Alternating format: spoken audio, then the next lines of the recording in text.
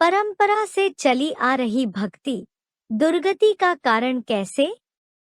पूछा गया है कि भक्ति और ज्ञान में रात दिन का फर्क है। हाँ, तो क्या भक्ति करना पाप है? क्या भक्ति करने के लिए मना नहीं करना है। पाप इसलिए है कि जो नीचे गिराता है, डुबोता है, उसे पाप कहेंगे, या जो उद्धार करता है, नीचे से ऊपर ले जाता है, उसे पाप कहेंगे। हैं? डुबोने वाले को पाप कहेंगे। तो भक्ति डुबोती है या उद्धार करती है? दुनिया की मेंटलिटी नीचे की ओर जा रही है, गड्ढे में जा रही है, या ऊपर की ओर जा रही है? मनुष्य का मनुष्य से प्यार स्थायी हो रहा है या क्षणभंगुर हो रहा है? क्षणभंगुर हो रहा है। मेंटलिटी नीचे गिरती जा रही है। कारण क्या है?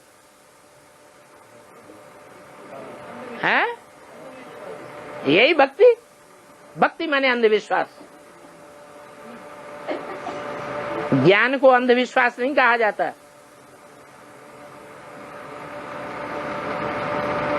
भक्ति है नीचे गिराने वाली और ज्ञान है ऊपर उठाने वाला। भक्ति करते करते बुद्धि एकदम गड्ढे में चली गई। मनुष्य मात्र की बुद्धि गड्ढे में चली गई। विद्वान पंडित आचार्यों की बुद्धि गड्ढे में चली गई। ज्ञान से बुद्धि ऊपर की ओर जाती है, परमधाम की ओर जाती है।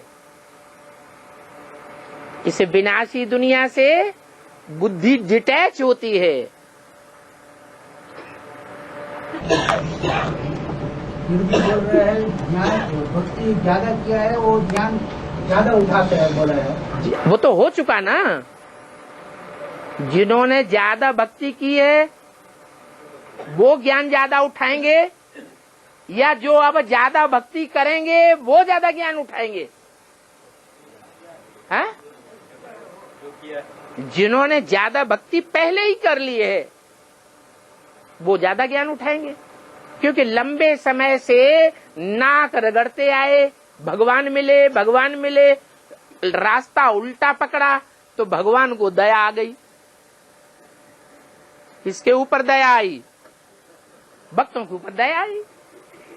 बेचारे जन्म जन्मांतर से नाक रगड़ रहे हैं, उल्टे रास्ते पे चल रहे हैं। तो इससे ये तो साबित होता है कि भगवान से प्यार है या नहीं है? हैं? प्यार तो है। तो भगवान को दया नहीं आनी चाहिए?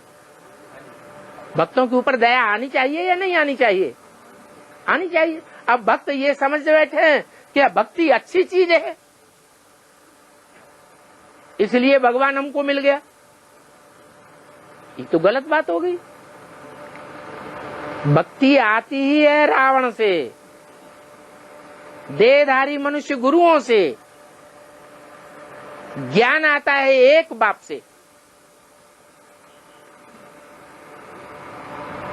एक बाप का ज्ञान है सदगति देने वाला। बाकी मनुष्यों से जो कुछ आता है वो सब दुर्गति करता है। मनुष्यों को कहा जाता है नर। जो नर करता है वो नरक बनता है। जो स्वस्थिति में सदैव रहने वाला है वो जो कुछ करता है उससे स्वर्ग बनता है।